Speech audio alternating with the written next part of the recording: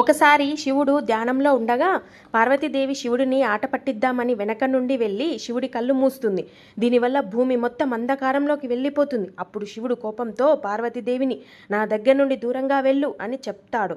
అప్పుడు పార్వతీదేవి భూమి మీదకి వచ్చి కాంచీపురంలో ఒక మామిడి చెట్టు కింద కూర్చొని కొంత మట్టిని తీసి ఆ మట్టితో శివలింగం తయారు చేసి 3500 సంవత్సరాలు శివుడి కోసం ధ్యానం చేస్తుంది. శివుడు పార్వతీదేవి భక్తిని పరీక్షించడానికి అక్కడ ఉన్న వేగావతి నదిలో పెద్ద పెద్ద అలలను సృష్టిస్తాడు.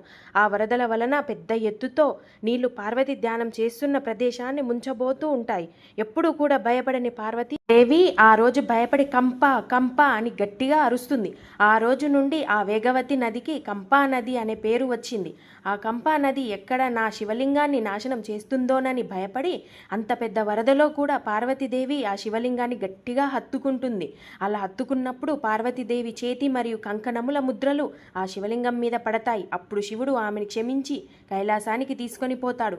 ఇప్పటికీ కూడా కాంచీపురంలో ఏకాంబరేశ్వర స్వామి విగ్రహం మీద ఈ ముద్రలు ఉన్నాయి. ఇలాంటి మంచి మంచి వీడియోల కోసం please subscribe my YouTube channel.